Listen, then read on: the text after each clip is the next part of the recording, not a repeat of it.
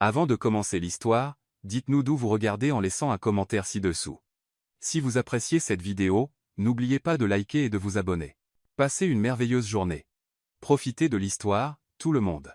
Le silence dans le grand hall de marbre de la propriété Stonehaven n'était pas seulement une absence de son. C'était une présence en soi. Sophia Harper Stonehaven se tenait à l'entrée principale, vêtue d'une simple robe ivoire, rien de plus qu'un murmure de satin. Elle était trop élégante pour être décontractée, mais trop modeste pour être nuptiale. Ses mains tremblaient légèrement alors qu'elle serrait un bouquet de lys cala blanc, les fleurs préférées de sa mère. Elle pouvait entendre l'écho de sa propre respiration contre les hauts plafonds voûtés, et à cet instant, tout le poids de l'accord qu'elle avait signé pesait sur ses épaules comme des chaînes invisibles. Quelques heures plus tôt, elle était devenue Sophia Harper Stonehaven, de nom seulement. À 22 ans, Sophia avait grandi entourée de vignobles, son monde empli du parfum terreux des raisins, des vents doux de Charleston, et de rêves trop fragiles pour survivre à la dure réalité d'un effondrement financier. La mort soudaine de son père n'avait pas seulement laissé du chagrin, mais aussi une montagne de dettes impayées qui menaçaient d'engloutir Harper Vineyards, l'âme de l'héritage familial. James Stonehaven était entré dans sa vie non pas comme un homme, mais comme une solution. Il avait 38 ans, un PDG milliardaire réputé pour être intouchable, calculateur et dépourvu d'émotion. La presse l'appelait l'homme de glace de Wall Street. Les actionnaires louaient sa capacité à prendre des décisions impitoyables sans ciller. Les femmes l'admiraient de loin, toujours de loin. Personne ne s'approchait, et c'était exactement ce qu'ils voulaient. Leur union n'avait rien à voir avec la romance et tout à voir avec l'image. James avait besoin d'une épouse, non pas pour l'amour, ni pour la compagnie, mais pour apaiser les rumeurs, calmer les membres du conseil d'administration et maintenir l'illusion de stabilité que Wall Street désirait ardemment. Sophia avait besoin de sauver sa maison, sa mère, et le dernier fragment de la mémoire de son père qui n'avait pas encore été vendu aux enchères. Le contrat était clair. 5 ans de mariage, sans amour, sans passion, sans intimité physique, sans implication émotionnelle, un arrangement parfaitement orchestré de mise en scène, de séances photos et de civilité glaciale. À la fin du terme, un divorce discret et une compensation généreuse. Personne n'était censé tomber amoureux. Sophia avait accepté, non par ambition, mais par désespoir, et être un espoir discret qu'elle pourrait endurer 5 ans d'engourdissement émotionnel en échange d'une vie paisible plus tard. Elle se souvenait du moment où elle avait signé les documents. James l'avait à peine regardé, son costume parfaitement repassé, son stylo glissant sur la ligne de signature comme s'il approuvait une fusion, et non scellait le destin de quelqu'un. Quand ce fut son tour, elle avait hésité une seconde, et il l'avait remarqué. « Vous n'êtes pas obligé de faire ça », avait-il dit platement, sans lever les yeux. « Mais si vous le faites, comprenez ce que cela signifie. Je ne suis pas le genre d'homme à changer les règles en cours de route. » Ces mots résonnaient dans ses oreilles alors qu'elle parcourait le long couloir vers l'aile de la propriété qui lui était réservée. Le personnel avait reçu l'ordre de la traiter avec formalité, sans chaleur. Elle dînerait seule, assisterait aux événements requis, et la plupart des nuits, dormirait dans une chambre qui ressemblait plus à une suite d'hôtel qu'à un lieu de repos. Les quartiers de James se trouvaient à l'opposé du manoir. Elle l'avait vu brièvement lors de la cérémonie, une affaire privée à laquelle n'assistaient que des avocats, un juge et un photographe. Il était impeccable dans son costume noir sur mesure, pas un cheveu de travers, pas un frémissement d'émotion lorsqu'il glissa l'anneau à son doigt. Il n'y avait eu ni baiser, ni musique, seulement le bruit des signatures et la finalité des vœux prononcés comme des clauses légales. Maintenant, debout dans sa nouvelle chambre, froide, immaculée, décorée dans des tons neutres pâles sans trace de personnalité, Sophia ressentait un étrange mélange de sécurité et de chagrin. Le contrat lui avait acheté du temps, de la protection et un avenir pour sa famille. Mais cela lui avait coûté quelque chose qu'elle ne pouvait nommer, quelque chose de sacré. Elle ouvrit la fenêtre, laissant entrer l'air du soir. L'odeur du jasmin nocturne flottait, se mêlant au faible bourdonnement des lumières de la ville au loin. Elle ferma les yeux, essayant de respirer à travers la douleur qui s'était installée dans sa poitrine comme une souffrance discrète. Ce n'était pas ce qu'elle avait imaginé pour elle-même. Enfant, elle rêvait de lettres d'amour, de longues promenades sous les étoiles, et de l'excitation d'un premier baiser qui signifiait quelque chose. Mais ce soir, elle était une épouse de nom seulement, mariée à un homme qui avait clairement indiqué qu'il voulait sa présence, mais pas son cœur. Et pourtant, il y avait eu quelque chose, une lueur de quelque chose lorsqu'il l'avait aidée à monter dans la voiture après la cérémonie. Leurs mains s'étaient frôlées. Son contact avait été frais, précis, mais avait duré une demi-seconde de plus que nécessaire. Ses yeux, habituellement d'acier froid, avaient hésité, comme s'ils enregistraient la douceur de sa peau. Était-il possible qu'il ait ressenti quelque chose, ou était-ce simplement sa propre sottise, cherchant de la chaleur là où elle ne serait jamais donnée? Un coup à la porte la fit sursauter. Il était doux, poli, presque hésitant. Madame Stonehaven, dit une voix, pas celle de James, mais celle de la gouvernante. Monsieur Stonehaven m'a demandé de vous rappeler que le dîner sera servi à 20 heures dans la salle à manger de Lelay, tenue formelle. Sophia hocha la tête en silence, bien que personne ne puisse la voir, et se tourna vers le miroir. Madame Stonehaven. Ce titre ne semblait pas réel. Il ressemblait à un costume, quelque chose qu'elle portait pour le spectacle, pas pour le sens. Elle toucha le pendentif en argent à son cou, le dernier cadeau de son père, et murmura, « Je l'ai fait pour nous, papa. J'espère que c'était le bon choix. » Elle s'habilla en silence, choisissant une robe bleu pâle qui mettait en valeur ses yeux, mais qui la faisait se sentir plus comme une poupée de porcelaine qu'une femme. Ses cheveux étaient relevés en un chignon bas, élégant et impersonnel. Elle ressemblait à quelqu'un sorti d'un magazine, belle mais intouchable. Lorsqu'elle entra dans la salle à manger, James était déjà assis en bout de table, consultant quelque chose sur sa tablette. Il portait un costume gris foncé, impeccable et autoritaire. La pièce était faiblement éclairée par des lustres dorés projetant des ombres chaudes sur la table dressée pour deux. Il leva les yeux lorsqu'elle s'approcha et se leva, un geste si inattendu qu'il la fit s'arrêter. « Sophia, dit-il, d'une voix basse, indéchiffrable. Vous êtes appropriée. Appropriée, pas belle, pas éblouissante, juste appropriée. » Elle hocha la tête, prenant place en face de lui. La distance entre eux semblait être de plusieurs kilomètres. L'air était rempli du tintement des couverts et du silence. Ils échangèrent peu de mots, des questions polies sur son vol, le vignoble, ses projets, aucune mention de la cérémonie, aucun commentaire sur l'anneau qui entourait désormais son doigt comme un délicat carcan. Mais vers la fin du repas, quelque chose dans l'attitude de James changea. Il la regarda, puis détourna les yeux, comme s'il était tiraillé entre ses propres règles et quelque chose d'autre qui s'agitait en lui. « J'espère que la chambre vous convient » demanda-t-il finalement. « Oui, merci » répondit Sophia, sa voix calme mais douce. « Si vous avez besoin de quoi que ce soit, vous pouvez parler à Madame Carter. Elle s'assura de votre confort. » Elle hocha à nouveau la tête, n'attendant rien de plus. Mais alors qu'elle se levait pour partir, il la surprit. « Sophia, dit-il, et pour la première fois, il y avait une trace de quelque chose d'humain dans sa voix. Demain, je ferai venir une voiture pour vous emmener en ville. S'il y a quoi que ce soit dont vous avez besoin, des vêtements, du matériel, des choses qui vous font sentir chez vous, vous pouvez les obtenir. » Elle se tourna pour lui faire face, essayant de lire le message non dit dans ses yeux. « Merci, murmura-t-elle, ne sachant quoi dire d'autre. En quittant la pièce, elle ne pouvait s'empêcher de se demander, était-ce de la gentillesse sous contrôle, ou l'homme de glace commençait-il à fondre?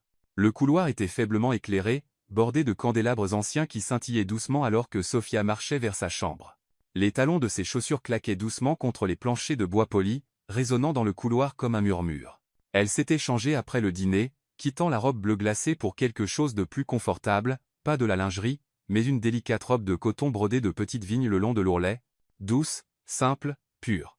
Elle n'avait aucune intention d'inviter autre chose que la solitude ce soir. C'était sa nuit de noces, mais il n'y aurait ni célébration, ni musique douce, ni déclaration murmurée, juste le poids d'un contrat entre eux, gravé dans le silence. Elle se tenait à nouveau près de la fenêtre, attirée par l'air libre. Dehors, le jardin était calme sous le clair de lune, les haies taillées projetant des ombres douces sur les chemins de pierre. La nuit portait le parfum des roses et de la pluie d'été tardive. Cela aurait dû être romantique, mais la pièce derrière elle restait froide. Elle ne savait pas pourquoi son cœur battait la chamade. Peut-être était-ce de l'épuisement. Peut-être était-ce la question obsédante de plus tôt. Le geste de James au dîner, lui offrant la liberté de se sentir chez elle, était-il une lueur de gentillesse, ou quelque chose d'autre entièrement? Sophia secoua la tête et tenta de laisser tomber les pensées qui tournaient en boucle. Elle passa ses doigts dans ses cheveux, les laissant tomber librement sur ses épaules. Cela faisait du bien de se débarrasser de la formalité, d'être simplement. Puis vint le coup à la porte. Pas la gouvernante cette fois, un coup différent. Plus lent, plus grave, hésitant. Elle se tourna. La porte s'ouvrit d'un pouce, puis de deux. James entra sans attendre de réponse. Vêtu d'un pantalon noir et d'une chemise blanche impeccable, déboutonnée au col. Pas de cravate, pas de veste. Ses manches étaient retroussées. L'homme qui portait habituellement le tranchant du commandement semblait presque humain, presque perdu. « J'aurais dû appeler d'abord » dit-il doucement. Elle ne parla pas. Elle n'avait pas besoin de le faire. L'air entrevibrait de quelque chose qu'aucun d'eux ne comprenait. Tension, curiosité, quelque chose d'innommé. Il avança davantage, fermant la porte derrière lui. Ses yeux parcoururent la pièce, puis se posèrent sur elle. « Vous n'êtes pas ce que j'attendais » dit-il. Le cœur de Sophia battait fort. « Est-ce une bonne chose » demanda-t-elle. Il ne répondit pas tout de suite. Son regard tomba sur ses mains, serrées devant elle, incertaine, puis remonta. J'ai dit ce que je pensais au dîner. S'il y a quoi que ce soit que vous voulez, vous pouvez l'avoir. Je veux que vous vous sentiez en sécurité ici. Ses yeux se plissèrent légèrement. En sécurité, mais pas désiré. La mâchoire de James se crispa. Ce n'est pas ce que elle fit un pas en avant. Vous avez établi les règles, James. Pas d'intimité, pas d'émotion. J'ai signé le contrat. Je comprends ma place. Je sais que vous comprenez, murmura-t-il. Mais je commence à me demander si moi, je comprends. Le silence qui suivit était épais, du genre qui presse contre la peau. Il se déplaça lentement, réduisant l'espace entre eux sans le franchir complètement. Vous ne devriez pas être seul le soir de votre mariage, dit-il doucement. Elle soutint son regard, stable malgré le tremblement qui montait dans sa poitrine. Nous étions d'accord. Je sais. Alors pourquoi êtes-vous ici? Il déglutit. Quelque chose vacilla dans son expression. Pas du désir, pas exactement. De la faim, oui, mais plus profonde. Une sorte de douleur. Une sorte de désir qu'il n'avait pas prévu de ressentir. Je vous ai vu ce soir, dit-il, la voix plus basse maintenant. Pas seulement la fille qui a signé le contrat. J'ai vu une femme qui se tient avec grâce, dignité, une force silencieuse. Elle ne répondit pas. Je n'avais jamais pensé que cela importerait, continua-t-il, la voix tendue. Mais ça compte. Elle sentit son souffle se bloquer dans sa gorge. Pas à cause des mots, mais parce qu'il les pensait. Je ne demande rien, dit-il, en se rapprochant finalement. Mais si je pars maintenant, je le regretterai. Je resterai éveillé à me demander ce qui serait arrivé si j'étais resté. Sa voix n'était qu'un murmure. Et si vous restez, il s'arrêta. Je pourrais oublier le contrat. Sa main chercha la sienne, et lorsqu'ils se touchèrent, ce n'était pas forcé. C'était révérencieux. Comme quelqu'un touche quelque chose de sacré. Sophia sentit la chaleur de sa peau, et son souffle trembla. Ce n'était pas une question de désir. Pas vraiment. C'était l'insupportable proximité d'être vu. Quand il se pencha, ce ne fut pas soudain. Ses yeux posèrent une question silencieuse, et elle donna une réponse silencieuse en ne s'éloignant pas. Leurs lèvres se rencontrèrent comme un soupir, douce, exploratrice, incertaine, mais réelle. Le baiser s'approfondit, pas affamé, mais désespéré dans sa tendresse. Ses mains encadrèrent son visage comme s'il devait mémoriser chaque détail. Elle laissa ses doigts glisser le long de sa mâchoire, la barbe naissante rugueuse contre sa paume. Il n'y avait ni hâte, ni force, juste le déploiement silencieux de quelque chose qu'aucun d'eux n'attendait. Il s'écarta un instant, son front reposant contre le sien. Sa respiration était irrégulière. « Dites-moi de partir, murmura-t-il. Elle ferma les yeux. « Je ne veux pas que vous partiez. » Il laissa échapper un son doux, mi-soulagement, mi-confession, et l'embrassa à nouveau, plus lentement cette fois. Il la conduisit doucement vers le lit, chaque toucher délibéré, chaque geste demandant, pas prenant. Et lorsqu'ils s'allongèrent ensemble, il ne s'agissait pas de briser les règles. Il s'agissait de briser les masques. Les vêtements tombèrent lentement, jetés avec soin, pas à la hâte. Ses mains étaient chaudes, sa bouche révérencieuse. Elle ne se sentait pas comme un contrat. Elle se sentait comme une femme. Une femme qui venait de pénétrer dans un moment dont elle n'avait même pas osé rêver. Il n'était pas le PDG froid. Pas ce soir. Et elle n'était pas la jeune fille désespérée essayant de sauver le vignoble de son père. Ils étaient juste deux âmes qui avaient été seules trop longtemps. Après, le silence revint, mais c'était un silence différent, plus doux, plein, comme si la pièce elle-même retenait son souffle. Il ne parla pas, elle non plus. Elle se tourna légèrement dans le lit, s'attendant à ce qu'il se détourne, qu'il remonte le mur, mais il ne le fit pas. Il resta proche, une main sur sa hanche, son visage à moitié caché dans la courbe de son épaule. Cela semblait réel, trop réel. Elle voulait demander ce que cela signifiait. Elle voulait croire que cela avait changé quelque chose. Mais alors qu'elle était là, le cœur battant encore d'un baiser qui n'était jamais censé arriver, une pensée la rongeait. Que apportera demain lorsque le contrat reviendra entre eux? La lumière du matin s'infiltrait doucement à travers les rideaux transparents, caressant doucement les draps de lin blanc de touches dorées. Sophia remua, sa peau encore chaude là où son toucher avait persisté des heures auparavant.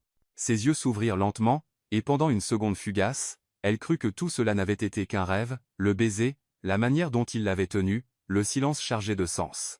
Mais lorsqu'elle tendit la main à côté d'elle, le lit était froid, vide.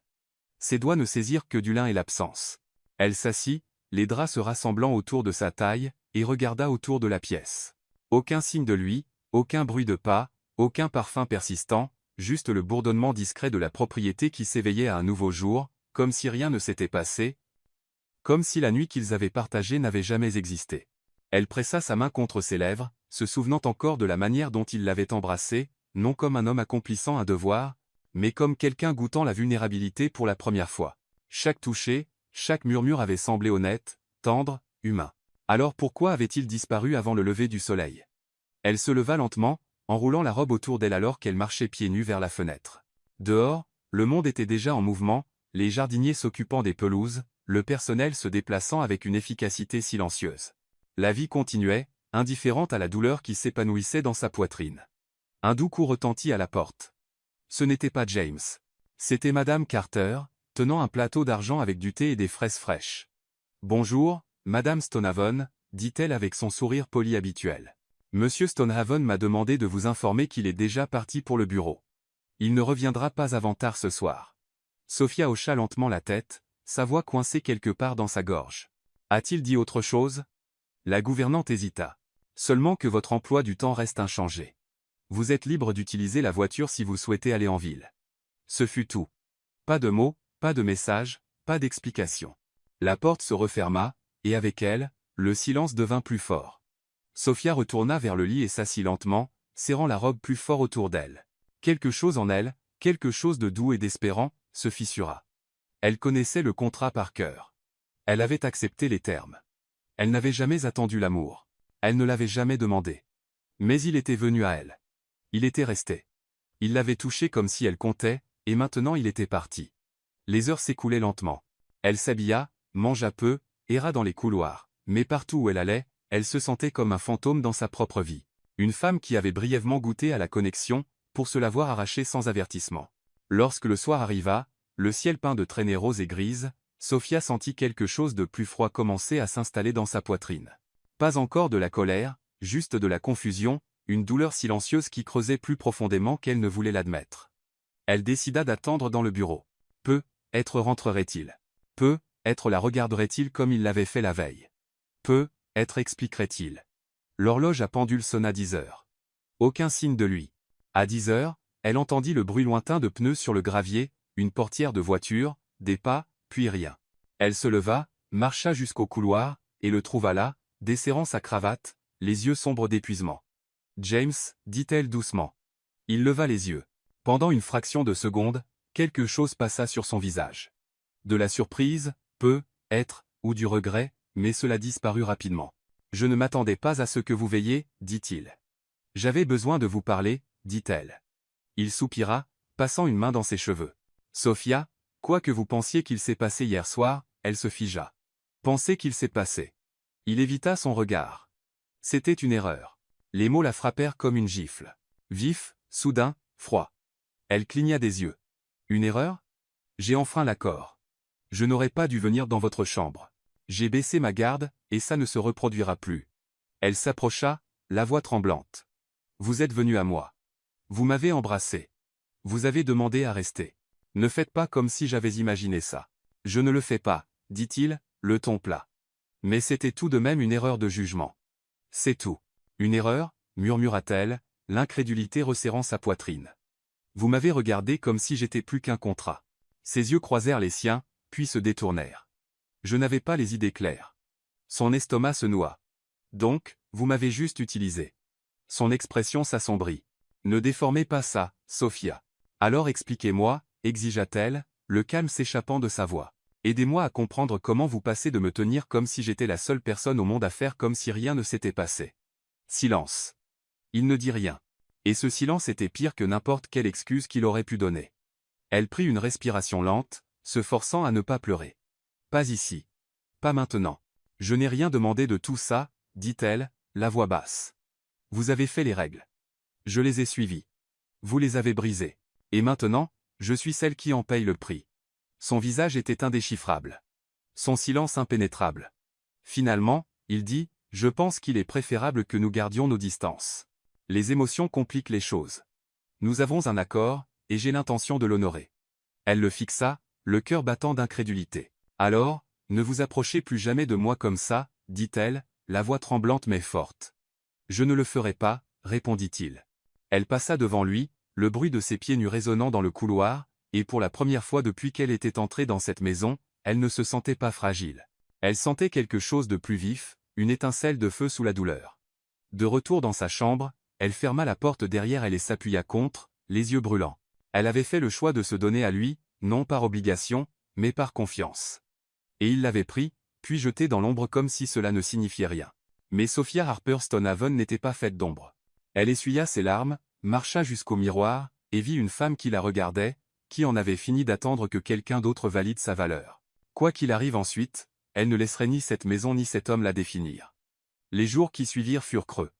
James ne lui parlait pas au-delà des civilités nécessaires. Il allait et venait comme une ombre, toujours distant, toujours sur ses gardes, comme si cette nuit l'avait brûlé d'une manière qu'il n'était pas prêt à affronter. Sophia cessa d'essayer de comprendre son silence.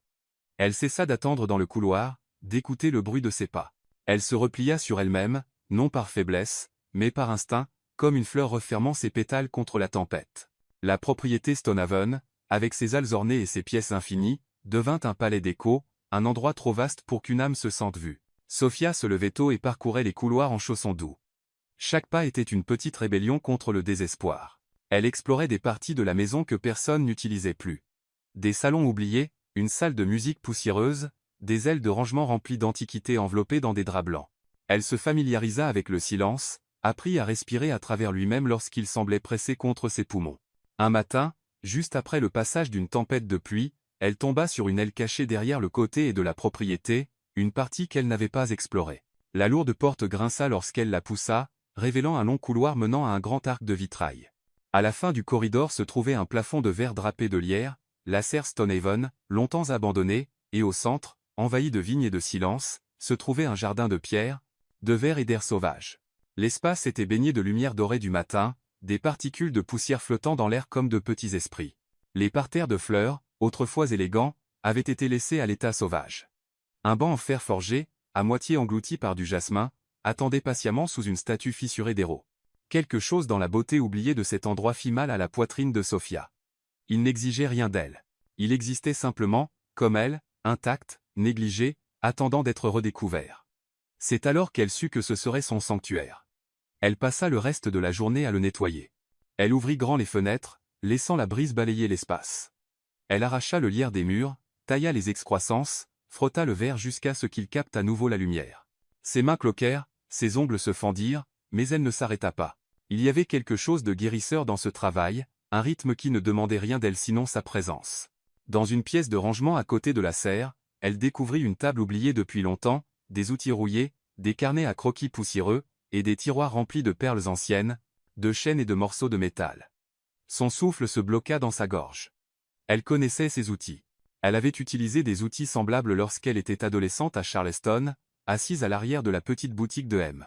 Grayson dans le vieux quartier, où elle avait passé des heures à le regarder plier du fil et sertir des pierres dans de l'argent. Il avait été un ami de son père, et lorsque la vie au vignoble l'accablait, elle s'était échappée là, bas, apprenant non seulement la technique, mais aussi la patience, la précision, l'âme. Sophia saisit une paire de pinces, rouillées, mais encore fonctionnelles. Ses doigts se souvenaient de la manière dont la mémoire vit dans le corps avant que l'esprit ne rattrape. Elle s'assit au banc et commença. Au début, ce n'était que du jeu, réarrangeant des perles, tordant des fils en forme, laissant ses doigts bouger sans attente. Mais bientôt, les heures disparurent dans la création. Sa première pièce fut un simple pendentif, un petit cœur en argent enveloppé de vignes en cuivre, pas parfait, mais honnête. Puis vinrent des boucles d'oreilles, petites et complexes, inspirées par le jasmin qui fleurissait dehors. Elle commença à dessiner des modèles chaque matin. La nuit, elle les affinait. Ses doigts travaillaient jusqu'à ce qu'ils lui fassent mal. Mais cette douleur était bonne, comme une preuve que quelque chose naissait à nouveau. Il ne s'agissait pas de vendre. Il ne s'agissait pas d'être vu.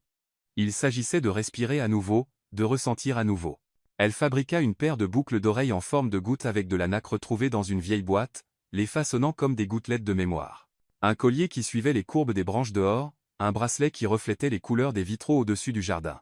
Chaque pièce était silencieuse, féminine, pleine d'elle. Et pourtant, le monde à l'extérieur de la serre restait inchangé. Elle dînait toujours seule. James restait un fantôme derrière des portes closes. Mais quelque chose en Sophia commençait à changer. Elle commença à porter ses créations, non comme de la mode, mais comme une armure, comme des rappels. Un matin, elle descendit pour le petit déjeuner en portant une délicate bague en or qu'elle avait fabriquée à partir de chutes fondues. Le personnel le remarqua. Quelques jours plus tard, Elle porta une broche artisanale à un événement caritatif auquel elle devait assister. Une des invitées, une femme plus âgée au goût impeccable, la complimenta. « Qui a conçu cela » demanda-t-elle, les yeux plissés d'intérêt. « Moi » répondit doucement Sophia. La femme cligna des yeux, surprise, puis sourit. « Vous avez du talent. Cette pièce parle. » Ce fut la première fois que Sophia réalisa que son art n'était pas invisible. Elle n'était pas invisible. De retour dans son sanctuaire, elle commença à travailler avec plus d'intention. Elle rechercha les significations des pierres, se laissa créer des collections inspirées par l'émotion, le chagrin, l'espoir, le désir. Elle les nomma en privé, les rangea dans des boîtes de velours, n'imaginant jamais que quelqu'un s'en soucierait. Et pourtant, la maison commença à changer de manière discrète. Un après-midi, James rentra tôt et s'arrêta dans le couloir qui donnait sur le jardin. Il la vit là, sous l'arc drapé de lierre, concentrée, les mains bougeant avec une précision délicate. Elle ne le remarqua pas. Il ne parla pas. Il ne fit qu'observer. Elle était radieuse d'une manière qu'il n'avait pas anticipée. Pas polie, pas posée, mais vivante. Quelque chose dans la façon dont son front se plissait de concentration, dont ses mains bougeaient comme une musique, dont elle souriait légèrement quand quelque chose fonctionnait. Cela le troubla car elle n'avait pas besoin de lui, et il n'avait pas prévu cela. Ce soir-là, Sophia retourna dans sa chambre, inconsciente des yeux qui l'avaient observée. Elle alluma une petite bougie près de la fenêtre et s'assit avec sa dernière pièce, un collier en forme de 2 morceaux brisés se rejoignant en un seul point. Elle ne l'avait pas planifié ainsi. Cela s'était simplement produit. Elle le fixa longuement, puis murmura, « Peut-être que les choses brisées peuvent encore appartenir. » Elle ne le savait pas encore, mais cette redécouverte, cette défiance silencieuse, était le début de sa transformation. Pas en tant qu'épouse, pas en tant que contrat, mais en tant qu'elle-même. Le soleil du matin filtrait à travers le plafond de vitrail, projetant des flaques d'ambre et de saphir sur le sol de la serre. Sophia était assise à son établi, les doigts tachés de poussière d'or, ses cheveux lâchement attachés avec un ruban qui avait appartenu à sa mère. Une douce brise agitait les vignes de jasmin qui encadraient les fenêtres, et leur parfum se mêlait à l'odeur subtile de la cire fondue et de l'argent poli. Elle avait terminé sa dernière collection la veille au soir, 6 pièces uniques, chacune inspirée par une saison de l'âme. Éclosion était un pendentif en forme de rose en bourgeon, ses pétales façonnés en tourmaline rose. Tempête était une paire de boucles d'oreilles aux angles aigus, sombres d'onyx et de fer. Sérénité, un bracelet de pierre de lune et de fil fin, évoquait les nuits calmes et le chagrin muet. Elle avait nommé la série Lumière de l'âme, bien que personne d'autre qu'elle ne le sût encore. Sophia ne cherchait pas de validation. Plus maintenant. Son art était devenu quelque chose de personnel, un lieu où déposer ce qu'elle ne pouvait dire à haute voix, les nuits où elle pleurait en silence, la douleur d'être à la fois épouse et étrangère dans sa propre maison, la force qu'elle avait trouvée dans la solitude. Mais le destin, semblait-il, avait d'autres plans. Tout commença par une rencontre imprévue. Un après-midi, on demanda à Sophia d'assister à un déjeuner dans le jardin organisé à la propriété Stonehaven, une formalité, un rassemblement des épouses de directeurs et de mondaines, le genre d'événement auquel James évitait généralement, mais il insista pour que Sophia soit présente. Elle portait une robe en soie crème, élégante mais discrète. Autour de son cou, elle attacha Éclosion, le pendentif qu'elle avait créé dans les premiers jours de sa redécouverte. Elle n'essayait pas de faire une déclaration. Elle ne voulait simplement pas se sentir invisible. La réaction fut immédiate. Quelques minutes après son arrivée, une femme en tailleur bleu marine s'approcha d'elle avec un regard perçant et un sourire curieux. C'était Eleanor Ramsay, épouse de Charles Ramsay, l'un des plus anciens partenaires de Stonehaven Global. « Ma chère, dit Eleanor, levant légèrement son verre de champagne. Où avez-vous trouvé ce collier » Sophia cligna des yeux. « Je l'ai fait. »« Vous l'avez fait » Ses yeux s'écarquillèrent. « Comme conçu et fabriqué » « Oui, » répondit Sophia, soudain incertaine si c'était la bonne réponse. Le sourire d'Eleanor s'adoucit. « C'est exquis. Il a de l'émotion, pas seulement du design. »« Où avez-vous appris » Sophia hésita. « Une petite boutique à Charleston. Quand j'étais plus jeune. J'ai repris récemment. »« Ne vous arrêtez pas, » dit Eleanor, la voix basse et assurée. « Ce que vous faites parle. » La conversation se répandit comme un feu discret. À la fin de l'événement, 3 femmes différentes avaient posé des questions sur son collier. L'une demanda si elle pouvait commander quelque chose de similaire, mais en émeraude. Une autre voulait des boucles d'oreilles pour le mariage de sa fille. Une troisième dit simplement « Il y a une histoire dans votre travail. Je veux l'entendre. » Sophia rentra dans la serre avec un étrange mélange d'incrédulité et de chaleur bourdonnant dans sa poitrine. Elle n'en parla à personne, pas encore. Mais le lendemain matin, une note manuscrite arriva, élégante, parfumée à la lavande. « Chère Madame Stonehaven, Si jamais vous envisagez d'offrir votre travail au monde, permettez-moi d'être votre première cliente. Avec admiration, Eleanor Ramsey. Sophia resta debout, tenant la note, ses doigts tremblant légèrement.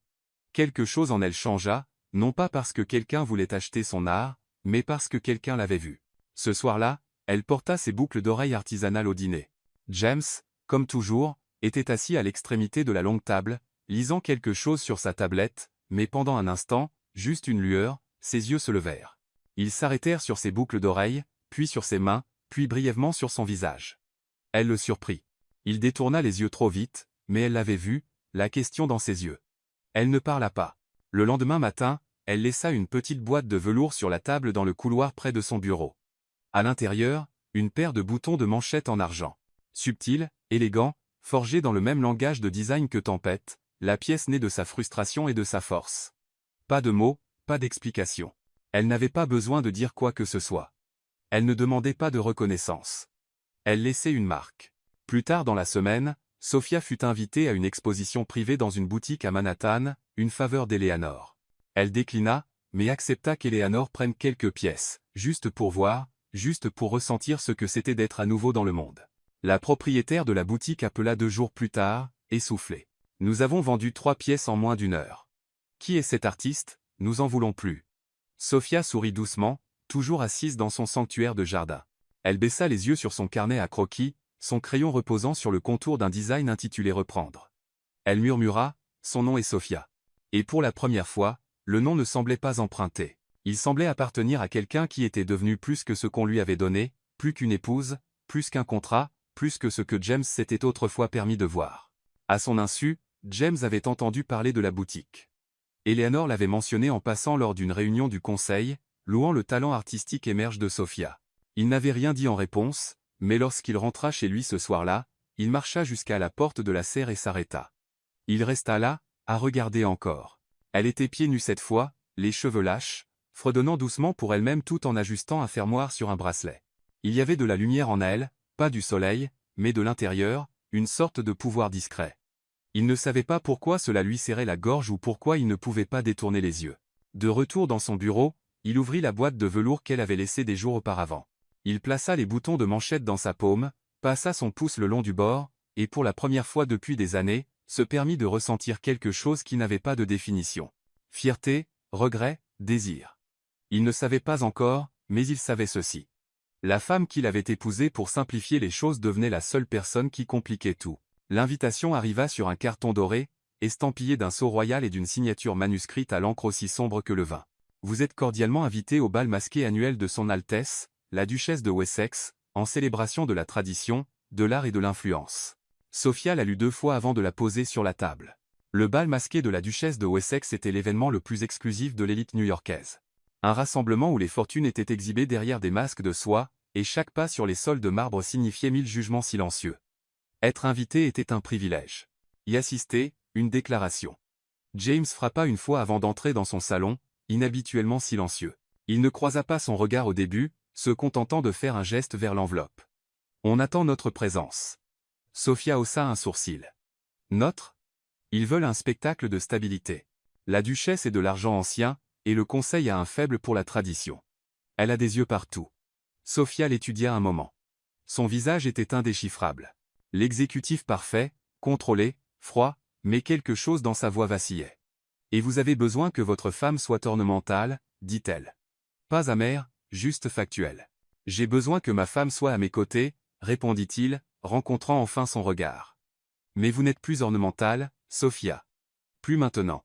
Cette admission, petite et vive, se logea quelque part sous ses côtes. Il se tourna pour partir, mais s'arrêta à la porte. Une robe a été commandée, un créateur français. Elle devrait arriver d'ici vendredi. Elle attendit qu'il soit parti avant de retourner à la serre, son lieu sûr. Son cœur battait encore dans ses oreilles. Sa robe avait été commandée, mais ce ne serait pas celle qu'elle porterait. Ce soir-là, elle ouvrit le coffre où elle gardait ses créations les plus personnelles, celles qu'elle n'avait jamais eu l'intention de vendre. Des pièces faites avec des émotions si brutes qu'elles semblaient être des pages arrachées de son propre journal. De celle-ci, elle commença à dessiner une vision, pas pour le monde, mais pour elle-même. Elle ne pénétrerait pas dans cette salle de bal comme une ombre de la réputation de James Stonehaven. Elle y entrerait en tant que Sophia. Elle travailla 3 jours d'affilée, esquissant, façonnant, ajustant. La robe qu'elle choisit finalement était sobre, vert émeraude avec une silhouette épurée, mais c'étaient les bijoux qui racontaient l'histoire. Un collier de perles dorées en forme de vigne de lierre s'enroulant protectivement autour de son cou. Des boucles d'oreilles en labradorite, des pierres connues pour l'intuition et la transformation. Un bracelet à manches gravé de marques invisibles dans le langage des vignes et du chagrin. Son masque, fabriqué de ses propres mains, en filigrane d'or avec des touches de vert forêt et de cristaux doux, féminins, mystérieux, féroces. Lorsque la voiture arriva, Sophia y monta sans fanfare. James attendait à l'intérieur, impeccablement vêtu d'un costume noir sur mesure avec un demi-masque argenté. Il ne parla pas pendant un long moment. Il se contenta de la fixer. « Vous n'avez pas porté la robe, dit-il enfin. « J'ai porté moi-même, répondit-elle. Il ne répondit pas, mais il ne pouvait pas détourner les yeux. La salle de bal du Grand Astoria Hotel était une cathédrale d'excès. Colonnes de marbre, lustres dorés, murs drapés de velours. Les invités se déplaçaient comme des danseurs dans une opéra silencieux. Les visages cachés derrière des plumes, de la soie et du mystère. Sophia marcha aux côtés de James alors que les flashs des appareils photo crépitaient. Chaque mouvement qu'elle faisait était délibéré, gracieux sans excuse. Les têtes se tournaient, les conversations s'arrêtaient. Même derrière les masques, elle sentait leur regard. « Qui est-elle » murmura quelqu'un alors qu'il passait. James posa une main légèrement sur son dos. Pas possessif, pas performatif, comme s'il se stabilisait lui-même, comme s'il ne pouvait pas croire ce qu'il voyait non plus. Dans la salle de bal, la duchesse elle-même fit une entrée, son masque scintillant comme une lumière d'étoile. Mais même sa grâce s'arrêta lorsqu'elle remarqua le collier de Sophia. « Exquis, murmura-t-elle. Qui a conçu vos bijoux, ma chère ?» Sophia n'hésita pas. « Moi. » La duchesse cligna des yeux derrière son voile. « Vraiment ? Je conçois et fabrique chaque pièce à la main, dit Sophia, la voix calme et ferme. Cette collection s'appelle Résilience. Elle n'est pas à vendre. » Un silence tomba. Pas de malaise, de la révérence. Puis vint l'applaudissement. Subtil au début, puis se répandant. Quelques claps, puis, plus, jusqu'à devenir une douce vague de reconnaissance, comme une pluie tombant sur le marbre. James resta figé à ses côtés, regardant cela se dérouler. Son monde, minutieusement contrôlé, calculé, était fissuré par la femme qu'il avait autrefois appelée un contrat. Et il ne savait pas ce qui le stupéfiait le plus, les applaudissements, ou le fait qu'elle n'avait plus l'air d'avoir besoin de son approbation pour briller. Plus tard, ils dansèrent. Ce n'était pas prévu. Ce n'était pas dit. Une valse commença, une de ces anciennes européennes où le toucher est un langage. Il tendit la main. Elle la prit, sa main sur sa taille, sa paume reposant contre sa poitrine. Elle pouvait sentir son cœur battre. Lent, mesuré, puis non. Ils se déplacèrent ensemble, parlant à peine. « Vous avez changé, dit-il doucement, les yeux la scrutant à travers le masque. « Non, murmura-t-elle. Vous ne m'avez juste jamais vu. » Il ne répondit pas. Mais le silence entre eux disait tout. Quand la danse se termina, les applaudissements revinrent. Pas pour eux, pour l'orchestre. Mais Sophia remarqua quelque chose de nouveau. La manière dont les gens la regardaient, pas comme une épouse, pas comme un nom à côté d'un milliardaire, comme une femme qui portait le pouvoir en silence, comme une artiste, comme elle-même. Et James, il l'observait avec un mélange silencieux d'admiration et de quelque chose de plus sombre. De la jalousie, peut-être, pas de son succès, mais du fait que le monde voyait maintenant ce qu'il avait ignoré. Dans la voiture de retour, le silence emplit à nouveau l'habitacle. Mais il n'était pas froid. Il était chargé, lourd, réel. Elle regardait par la fenêtre. Il regardait son reflet, et pour la première fois, il se posa une question qu'il n'avait jamais pensé poser. L'avait-il déjà perdu avant de l'avoir véritablement eu? Le lendemain matin du bal masqué, l'élite de la ville bourdonnait encore.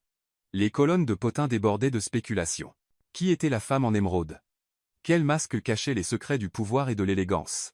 Des photos divulguées sur les réseaux sociaux montraient des aperçus du masque en filigrane doré de Sophia, sa présence rayonnante à côté de l'imperturbable James Stonavon.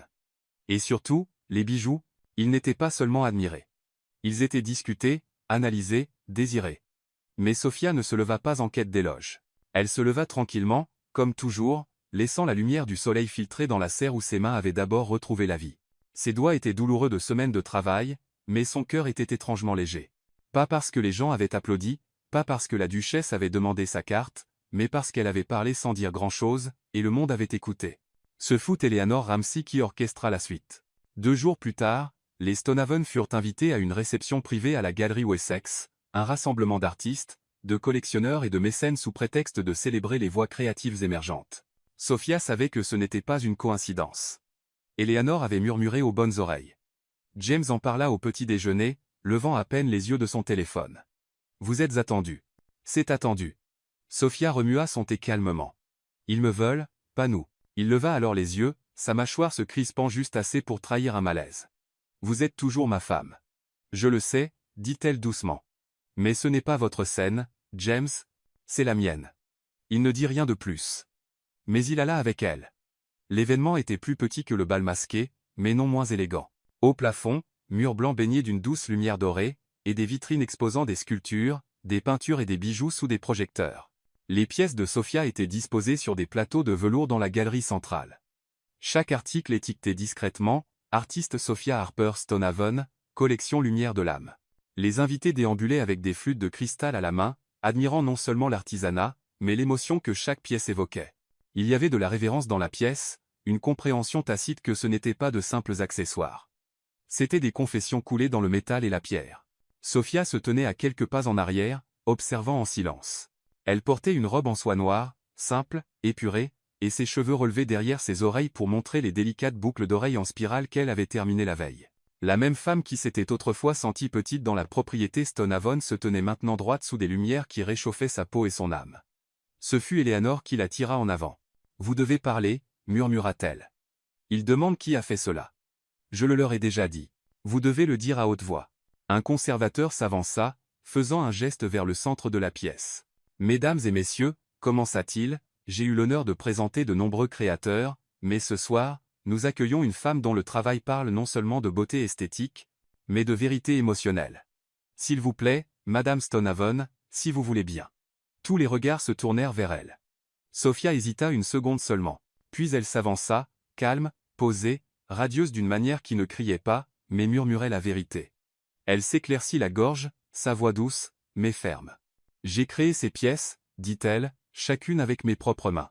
Pas dans un atelier à Paris, pas dans un laboratoire, mais dans un coin oublié de ma maison, où je me suis souvenu de qui j'étais. » Silence, puis lentement des applaudissements. Pas bruyants, pas forcés, respectueux, réel.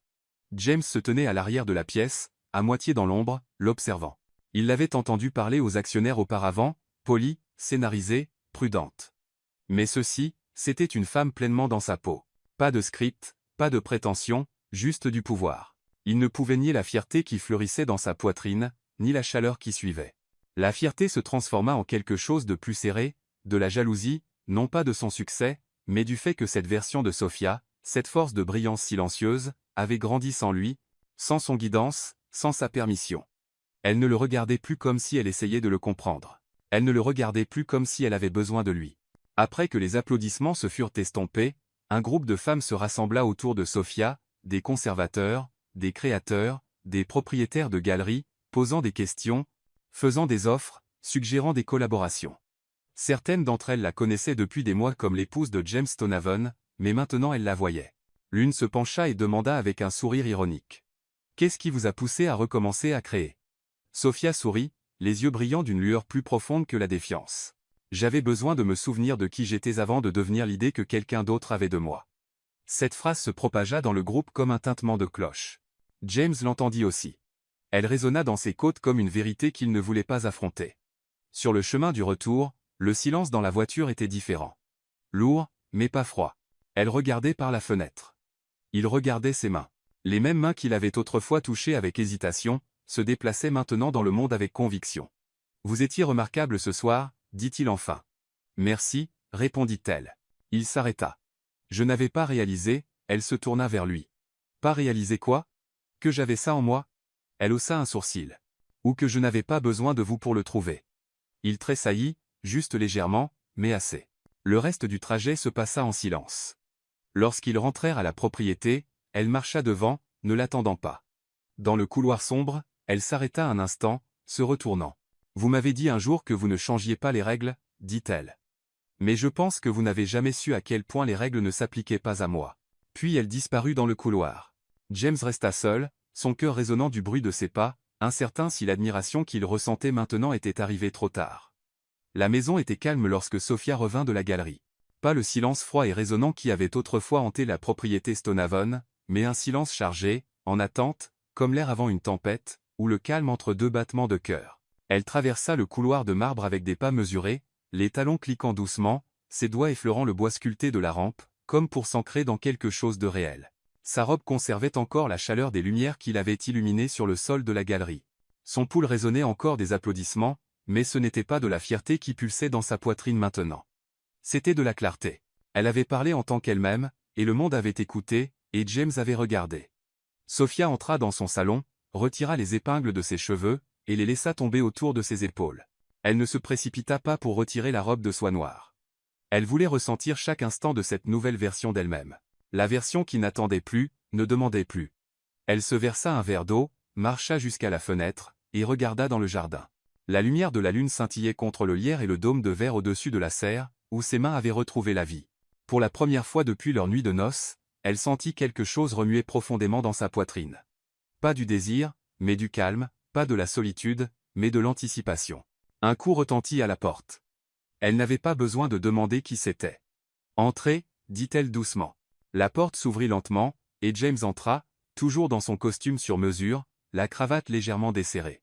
Son masque de la galerie, celui qu'il portait si souvent dans les salles de réunion et les fonctions sociales, avait disparu. Il semblait fatigué, pas physiquement, émotionnellement. Dépouillé. « Salut », dit-il. « Salut », répondit-elle, le ton indéchiffrable. Il entra et ferma doucement la porte derrière lui, comme s'il craignait que le bruit brise l'air fragile entre eux. « Je n'arrivais pas à dormir », dit-il, la voix basse. Elle ne bougea pas. « Ça fait deux. » Il hocha lentement la tête, puis ajouta, « Je vous ai vu ce soir. » Elle haussa un sourcil. « Vous m'avez vu tous les jours pendant des mois. »« Pas comme ça, » dit-il. « Pas avec les yeux ouverts. » Elle inclina légèrement la tête, curieuse, attendant. James prit une inspiration et traversa la pièce, s'arrêtant à quelques pas d'elle. « Vous étiez brillante, Sophia. Pas seulement belle, pas seulement posée, vous étiez puissante.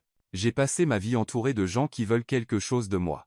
Et ce soir, j'ai réalisé que j'ai passé des mois marié à quelqu'un qui n'a jamais rien demandé et qui m'a donné tout ce que je ne savais pas que j'avais besoin. » Sa gorge se serra.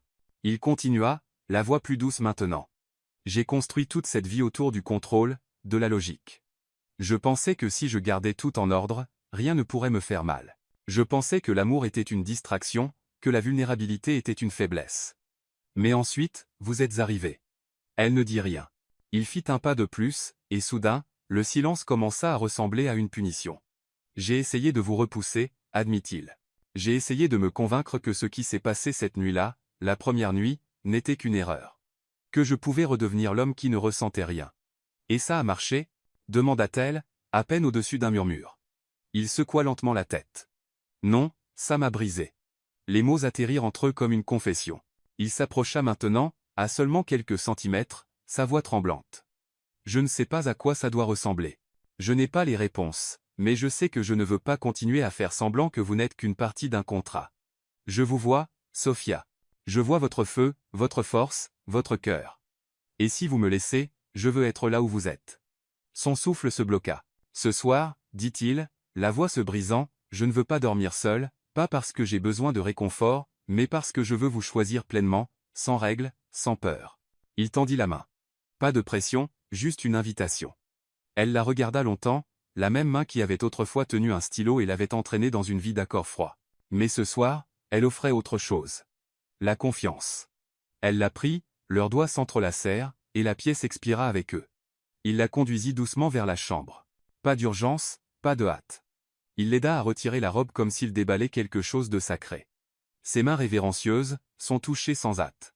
Elle défit les boutons de sa chemise, ses doigts effleurant la cicatrice près de son épaule, une qu'elle n'avait jamais interrogée auparavant. Il la laissa la toucher, le laissa le voir, vraiment le voir pour la première fois. Ils se déplacèrent ensemble lentement, pas comme des étrangers, pas comme des amants d'un contrat, mais comme deux personnes ôtant la dernière couche d'armure. Lorsqu'il l'embrassa, ce n'était ni hésitant comme avant, ni désespéré non plus. C'était calme et profond, une sorte de retour à la maison. Ses lèvres tracèrent le chemin de sa tempe à sa clavicule, comme s'il mémorisait une prière. Il murmura son nom une fois, comme un vœu, et elle répondit par un toucher qui disait « Je suis là ». Ils ne parlèrent pas beaucoup après, se contentant de respirer l'un l'autre. Silence partagé, espace partagé. Après, ils restèrent enlacés sous les draps, sa tête reposant sur sa poitrine, sa main traçant de doux cercles sur son dos. La lumière de la lune projetait des ombres douces à travers la pièce. Il brisa le silence en premier. Regrettez-vous quoi que ce soit? Elle leva les yeux, scrutant les siens. Non, dit-elle. Pas même les pires moments, parce qu'ils nous ont menés ici. Il embrassa son front, et pour la première fois depuis leur rencontre, elle le sentit expirer pleinement, comme si 1000 chaînes invisibles étaient enfin tombées. Dehors, le vent agitait le lierre sur les fenêtres. À l'intérieur, pour la première fois, deux personnes, autrefois liées par le devoir, avaient trouvé quelque chose qui ne pouvait être écrit dans aucun accord, un commencement. Mais même dans cette quiétude, une question demeurait, non dite, mais persistante entre leurs corps. L'amour suffirait-il lorsque le reste du monde viendrait frapper à la porte? Les jours qui suivirent leur deuxième nuit ensemble se déroulèrent comme des pétales au printemps, calmes, délibérés, inattendus. Pas de grandes déclarations, pas de feux d'artifice, juste le dénouement tranquille de deux âmes qui avaient enfin baissé leur garde. Sophia se réveilla le lendemain matin dans les bras de James, pas dans un palais de doute, mais dans la quiétude de quelque chose de réel. Il ne se précipita pas pour quitter le lit. Il ne se replia pas dans le silence. Il resta. Lorsqu'elle ouvrit les yeux, il l'observait déjà, sa main écartant une mèche de cheveux de sa joue comme si c'était la chose la plus naturelle au monde. « Bonjour », murmura-t-il. Elle sourit. Ça l'est. Ils prirent le petit déjeuner ensemble pour la première fois sans prétention. Pas à travers une longue table de salle à manger comme des étrangers, mais dans la petite véranda au bout du couloiret. Il fit du café. Elle fit des toasts. Il eut des moments maladroits. James n'avait aucune idée de comment faire fonctionner le grille-pain antique, mais ils rirent. Vraiment rire. Cela semblait domestique, réel, et James, l'homme qui orchestrait autrefois chaque instant de sa vie comme un échiquier, commença à lâcher prise. Il annula 2 réunions ce jour-là, l'emmena se promener sur les sentiers du vignoble à la lisière de la propriété, une partie de la propriété qu'il n'avait pas visitée depuis des années. Alors qu'il marchait parmi les vignes, il posa des questions sur ses créations. Pas des curiosités polies, de vraies questions. « Qu'est-ce qui inspire la forme de vos pendentifs » demanda-t-il, sincèrement. Elle sourit. L'émotion. Parfois le chagrin, parfois la joie, parfois le silence. Il la regarda avec quelque chose entre l'admiration et la culpabilité. « J'aurais aimé le savoir plus tôt. »« Vous ne vouliez pas savoir, dit-elle, pas avec amertume, mais avec vérité. » Et il hocha la tête, l'acceptant. Ce soir-là, elle l'invita dans son monde. Elle l'amena dans la serre. Son lieu sacré, lui montra le carnet de croquis qu'elle avait caché pendant des mois, les pièces d'essai qui n'avaient jamais été portées, le collier qu'elle avait fabriqué la nuit après qu'il l'avait laissée froide, une branche d'argent fragile tordue en boucle intitulée « Excuse inachevée ». Il le tint dans sa main, sans voix. « Je n'avais pas réalisé que j'étais une partie de votre travail, dit-il. »« Vous en avez toujours fait partie, » répondit-elle. « Même quand vous n'étiez pas là. » Il la regarda, une tristesse silencieuse dans les yeux, puis posa le collier et embrassa l'intérieur de son poignet lentement, délibérément, comme s'il s'excusait sans mots. À partir de ce jour, quelque chose de fondamental changea. James commença à travailler de la maison plus souvent. Il déplaça ses réunions en fin d'après-midi pour pouvoir prendre le petit déjeuner avec elle le matin. Il s'assit à côté d'elle dans la serre parfois, sans parler, juste en existant dans son espace.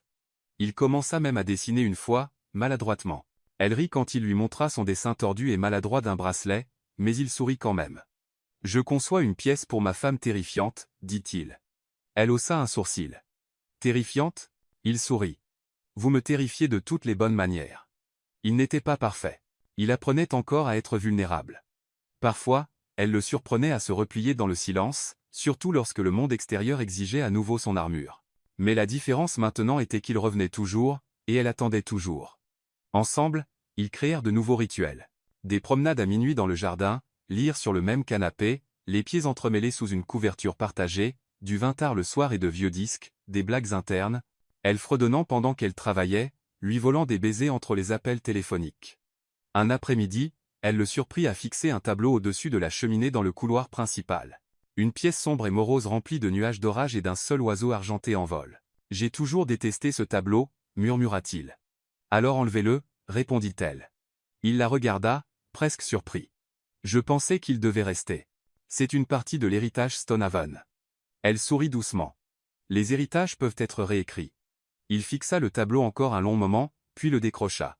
À sa place, ils accrochèrent l'un de ses croquis, un dessin au crayon brut de 2 arbres poussant l'un vers l'autre, leurs racines entrelacées sous la terre. Elle l'intitula Devenir. C'était une rébellion silencieuse, une petite révolution. Mais pour James, c'était tout. Plus tard cette semaine-là, lors d'un dîner du conseil, Sophia arriva à son bras, non comme un accessoire silencieux, mais comme une femme que la salle respectait. Eleanor la présenta comme l'artiste derrière Lumière de l'âme, et chaque conversation qui suivit portait sur son travail, sa vision, sa marque grandissante. James n'interrompit pas. Il ne corrigea pas. Il ne fit pas d'ombre. Il la regarda simplement avec fierté. Quand le dîner se termina, il prit sa main et pressa un baiser sur ses jointures devant tout le monde. C'était subtil, mais le message était fort. Ce soir-là, de retour à la propriété, ils se blottirent sur le canapé, pieds nus, sirotant du thé au lieu de champagne. Elle posa sa tête sur sa poitrine, écoutant le battement d'un cœur qui semblait autrefois hors de portée. Il passa ses doigts dans ses cheveux et murmura « Pensez-vous qu'il est possible de tomber amoureux de la même personne plusieurs fois ?» Elle leva la tête et rencontra son regard. « Je pense que nous tombons encore. » Il sourit. Pas celui qu'il portait dans les salles de réunion, mais celui qu'elle avait appris à chérir. Celui qui n'apparaissait que lorsqu'il ne regardait pas. « Je pensais que l'amour rendait faible, dit-il. Maintenant, je pense que c'est être la seule chose qui nous rend fort. » Ils restèrent là, enveloppés d'une chaleur silencieuse. Pas de contrat, pas de règles, juste deux personnes découvrant ce que cela signifiait d'être choisies. Pas par obligation, mais du plus profond d'elles-mêmes. Mais aucun d'eux ne savait que dehors, au-delà des murs de leur sanctuaire, de nouvelles ombres se formaient. De vieux fantômes, des secrets de famille, et un nom que Sophia n'avait pas entendu depuis des années allait bientôt réapparaître. Le premier véritable défi ne vint pas du monde extérieur. Il vint de l'intérieur de la famille. L'invitation était adressée avec le genre de calligraphie qui ne pouvait appartenir qu'à une seule personne. Elizabeth Stonehaven, la tante de James, la matriarche de la famille, et la gardienne autoproclamée de l'héritage et de la bienséance. Veuve sans enfant mais avec beaucoup d'opinions, elle vivait dans une maison de ville en marbre dans l'Upper East Side, entourée de portraits à l'huile, de porcelaine fine et d'un sentiment de supériorité impossible à ignorer. Dîner, samedi, 8 heures précises, tenue formelle. Pas de signature, juste un ordre. Sophia n'avait rencontré Elizabeth qu'une fois, brièvement lors de la cérémonie de mariage.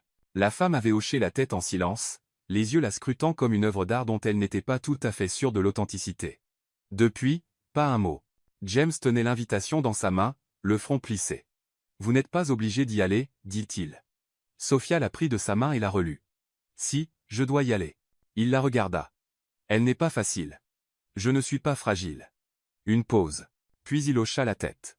Ils arrivèrent à la maison de ville ce samedi, accueillis à la porte par un majordome en noir amidonné. Sophia portait du bleu marine cette fois, une ligne haute classique, des manches longues, élégantes sans être ostentatoire. Autour de son cou, elle portait sa dernière création, un collier de fils d'or et de grenats entrelacés, subtil mais fort, un design qu'elle appelait enraciné. Le message n'était pas pour la mode. C'était une armure. À l'intérieur, la maison sentait le bois poli et l'argent vieilli. La salle à manger était éclairée par un lustre plus vieux que la plupart des pays. Elizabeth se tenait en bout de table, un verre de Porto à la main, ses cheveux argentés tirés en un chignon parfait. « James, dit-elle froidement. Vous êtes en retard. »« Nous sommes à l'heure, » répondit-il, s'avançant. Elle se tourna vers Sophia. « Ma chère, dit-elle, la voix bordée de velours et de couteaux. Comme vous semblez artistique. » Sophia sourit poliment. « Merci. C'est le but. » Le dîner commença par une conversation guindée. La table était longue, couverte de cristal et de porcelaine blanche comme l'os. Quelques autres invités avaient été conviés, des membres éloignés de la famille, des cousins, un ambassadeur à la retraite. Tous habillés en ton de gris, sirotant le vin comme s'il s'agissait d'un sacrement. Et tous observaient Sophia. Certains posaient des questions, polies, calculées. « Donc, les bijoux, c'est un hobby ou une distraction? J'ai entendu dire que vous viviez dans un vignoble. Était-ce terriblement rustique? Est-il difficile de s'adapter à ce niveau de société ?» Chaque mot était trempé de civilité, mais Sophia entendait le sous-texte. « Vous n'êtes pas à votre place ici. Vous n'êtes pas des nôtres. Vous êtes une étrangère avec de jolies pierres. » Elle répondit avec grâce, humour, intelligence. Mais Elizabeth ne sourit jamais. Elle se contentait d'observer, sirotant son vin avec une lente précision. Et puis cela arriva. Pendant le dessert, des poires pochées, et le silence, Elizabeth posa sa fourchette et regarda directement Sophia. « J'imagine que cela a été une transformation de devenir Madame James Stonehaven. » Sophia hocha lentement la tête. « À bien des égards, oui, mais je ne suis pas devenue quelqu'un d'autre, juste davantage moi-même. » Elizabeth inclina la tête. Cela pourrait être la chose la plus dangereuse qu'une femme puisse dire dans une pièce comme celle-ci. Le silence suivit, vif, tendu. Puis vint une voix basse, ferme, inébranlable. « Elle n'est pas dangereuse, dit James. Elle est exceptionnelle. Tous les regards se tournèrent vers lui. Elisabeth haussa un sourcil. Oh! Il posa son verre et se pencha légèrement en avant. Sophia n'a pas épousé cette famille pour le privilège. Elle n'a pas changé son nom pour gagner un accès. Elle s'est comportée dans chaque pièce où je l'ai vue entrer avec plus d'élégance, de retenue et d'intégrité que la plupart des gens assis à cette table. Un silence tomba sur la pièce. Il continua. Elle a construit quelque chose de ses propres mains. Elle a créé une marque qui parle d'émotion et de sens, et elle a fait tout cela sans demander d'approbation. Ce n'est pas dangereux, tante Elisabeth. C'est admirable. Les lèvres d'Elisabeth se pressèrent en une fine ligne. James se tourna alors vers Sophia, doucement, comme si elle était la seule dans la pièce. Je l'ai épousée parce qu'elle me défie, parce qu'elle me rappelle tout ce que je ne savais pas qu'il me manquait, et parce que chaque jour, je suis fier de me tenir à ses côtés. Le cœur de Sophia se serra, pas parce qu'il l'avait défendue, mais parce qu'il l'avait fait publiquement, sans hésiter, dans une pièce où le silence était une monnaie et la fierté rarement exprimée à voix haute. Elisabeth ne dit rien, mais le reste de la table changea. Un cousin offrit un sourire hésitant. Un autre demanda des nouvelles de sa prochaine collection. Lentement, la marée tourna, peut-être pas par affection, mais par respect. Plus tard dans la soirée, après le départ des invités et la récupération des manteaux, Elisabeth s'approcha de Sophia près de la cheminée. « Vous êtes plus forte que vous n'en avez l'air, dit-elle doucement. J'ai dû l'être. Elisabeth hocha la tête une fois. Assurez-vous qu'ils s'en souviennent. Et sur ce, elle s'éloigna. Dans la voiture sur le chemin du retour, Sophia resta silencieuse un moment, puis se tourna vers James. Pourquoi avez-vous dit tout cela? Il lui jeta un coup d'œil, puis reporta son regard sur la route. Parce que j'aurais dû le dire il y a longtemps. Elle tendit la main vers la sienne, entrelaqua ses doigts avec les siens, et dans ce petit geste sous le ciel nocturne, ils scellèrent une nouvelle sorte de promesse, non pas en encre, non pas en cérémonie, mais en action. Ils avaient affronté le feu et en étaient sortis côte à côte. Mais le monde n'en avait pas fini de les mettre à l'épreuve. Au-delà des lumières de la ville, une enveloppe reposait sur le vieux bureau de Sophia au vignoble, non ouverte, portant un nom qu'elle pensait ne plus jamais revoir, et elle apporterait avec elle une vérité qui pourrait tout changer. La première boutique à appeler fut à Manhattan. Puis vint celle de Paris. Ensuite, une lettre manuscrite discrète d'un propriétaire de galerie à Londres qui avait vu son travail en ligne et voulait commander une série exclusive inspirée par le chagrin et la Renaissance. Chaque message arrivait comme un murmure, non pas d'agents d'entreprise, mais d'artistes, de conservateurs et de collectionneurs qui parlaient le même langage que Sophia, celui de l'âme. Elle n'avait jamais lancé de campagne formelle. Pas de branding clinquant, juste ces pièces photographiées sous une lumière naturelle, partagées discrètement par les femmes qui les portaient.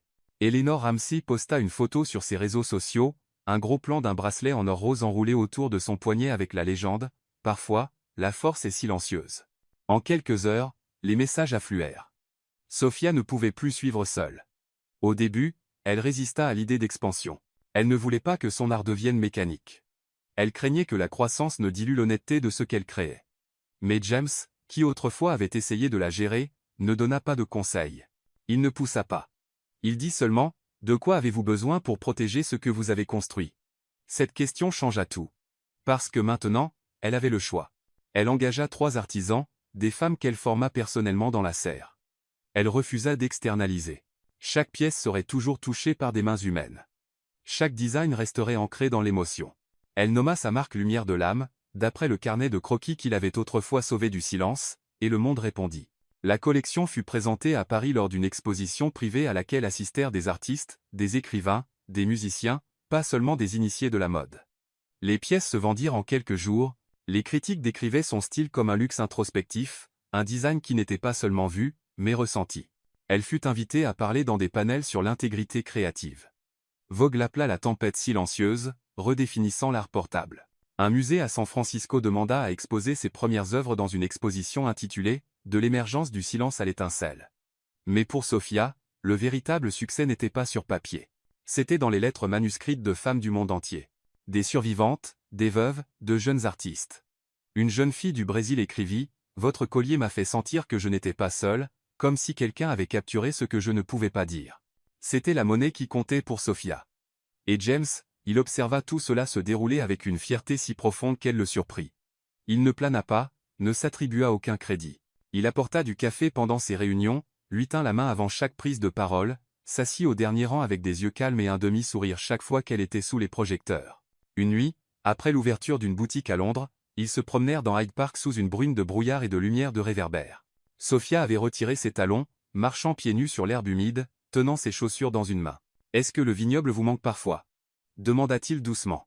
Elle le regarda un moment, pensive. « Non, je le porte en moi. » Il hocha la tête. « Vous savez, les gens pensent que j'ai construit un empire. »« Vous l'avez fait, » dit-elle doucement. « Mais ça n'a jamais semblé être le mien.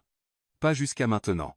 Pas jusqu'à ce que je vous vois construire quelque chose avec rien d'autre que votre vérité. » Elle tendit la main vers la sienne. « Alors peut-être que nous construisons quelque chose de nouveau tous les deux, murmura-t-elle. À la fin de cette année-là, Lumière de l'âme avait ouvert des boutiques phares à Manhattan, Paris et Tokyo. Chaque boutique était conçue comme un sanctuaire. Lumière douce, bois chaud, miroir encadré de laiton, et une salle de lecture silencieuse où les visiteurs pouvaient écrire des lettres à eux-mêmes avant d'acheter une pièce. Ces créations restaient brutes, intimes, mais portaient désormais la voix d'une femme qui avait été brisée et reconstruite. Pas seulement par l'amour, mais par la création, par le choix, par le courage d'entrer dans son propre nom. Lors d'un gala célébrant les artistes de moins de 40 ans, Sofia fut honorée d'un prix d'impact à vie. Elle portait une robe rouge sombre et une pièce de sa toute première collection, un simple pendentif en argent intitulé « Recommencer ». Lorsqu'elle monta sur scène, la salle se leva. Pas par politesse, par révérence. Elle regarda dans la foule et trouva James près du fond. Il n'était pas en smoking. Il n'était pas là en tant que PDG. Il se tenait aux côtés de ses artisans, applaudissant comme un homme qui savait exactement ce que signifiait voir quelqu'un renaître de ses cendres. Elle s'approcha du micro, s'éclaircit la gorge et dit « Je pensais autrefois que la valeur venait du fait d'être vue. Puis j'ai réalisé qu'elle venait du fait de se voir soi-même. Chaque pièce que je crée est un fragment d'une vie dont je n'étais pas sûr de survivre. Mais me voici, et nous voici. Lumière de l'âme n'a jamais été seulement une question de bijoux. C'est une question de mémoire, d'émotion, et de la vérité que même les voix les plus silencieuses ont quelque chose de puissant à dire. » Des applaudissements tonitruants suivirent. Cette nuit-là, de retour dans leurs pentoses surplombant la ville, Sofia se tenait sur le balcon, encore pieds nus, les cheveux défaits par le vent. James la rejoignit, enroulant un bras autour de sa taille. « Vous sembliez inarrêtable ce soir, » dit-il.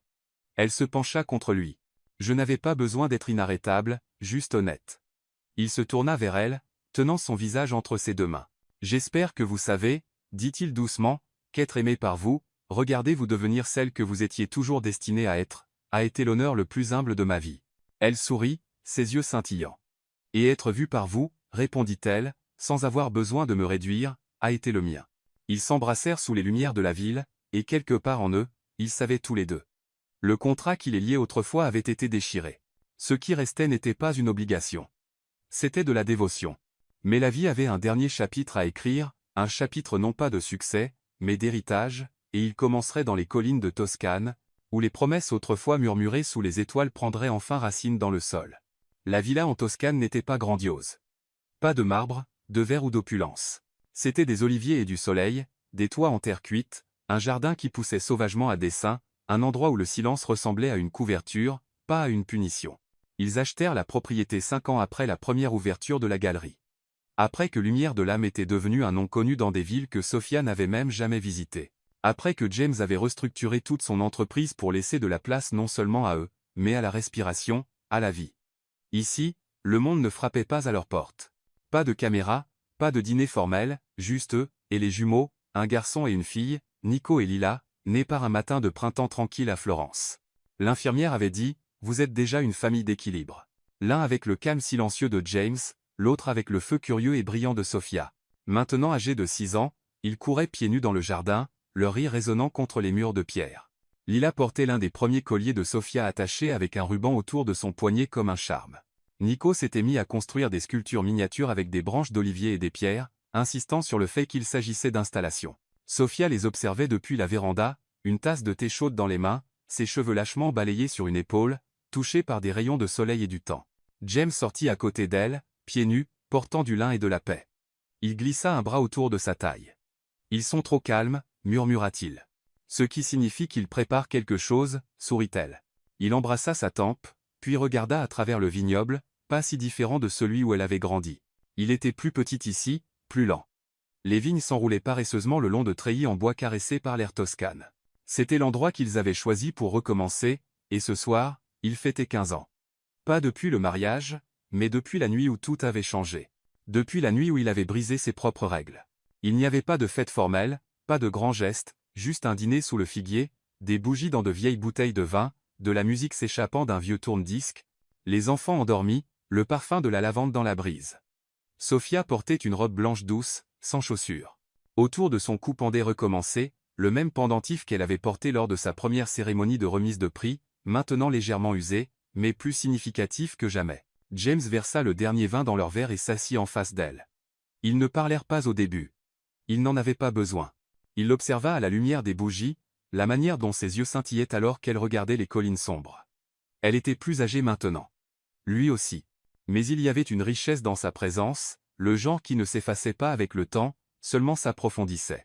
Enfin, il fouilla dans sa poche et en sortit quelque chose de petit, un morceau de papier. Elle haussa un sourcil. Un autre contrat? Il sourit, le lui tendit.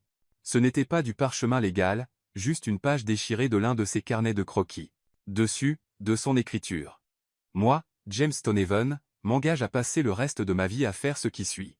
T'aimer bruyamment quand tu en as besoin, doucement quand tu n'en as pas besoin, soutenir ton feu, protéger ton silence, et me souvenir toujours que tu n'as jamais été mienne à contrôler, seulement mienne à chérir. Ses yeux se remplirent. Elle le regarda, sans voix, puis plia le papier et le pressa contre sa poitrine. « J'accepte, murmura-t-elle. Il tendit la main à travers la table et prit la sienne. Pas d'avocat cette fois. Pas de clause, dit-elle. Pas de date de fin, ajouta-t-il. Ils se levèrent ensemble, marchant vers le bord de la terrasse où les collines embrassaient l'horizon. Le soleil avait presque disparu, juste une lueur de feu à travers le ciel. James la tira doucement dans ses bras, et pendant un long moment, ils restèrent en silence.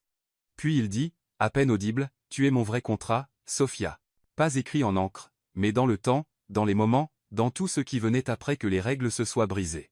Elle se pencha contre lui, sa tête contre sa poitrine, et ce contrat, conclut-il, dura pour toujours. Ils s'embrassèrent sous le ciel toscane, pas comme des amants désespérés de commencer, mais comme des âmes sœurs qui avaient déjà traversé la tempête et trouvé un abri l'un dans l'autre. Derrière eux, le vent bruissait à travers les vignes. Devant eux, l'éternité s'étendait, large et dorée. Et au milieu, il y avait l'amour, calme, profond, inébranlable. Tout amour ne commence pas par un « je t'aime ». Certains commencent par le silence, la distance, un contrat signé par peur, pas par désir. Mais quand deux âmes sont destinées à se rencontrer, aucune règle, aucune fierté, aucun temps ne peut se dresser sur leur chemin. Sophia et James ont prouvé que le véritable amour ne vient pas de la perfection, mais du courage de se mettre à nu émotionnellement, d'aimer avec des défauts, de recommencer, même quand tout semble brisé.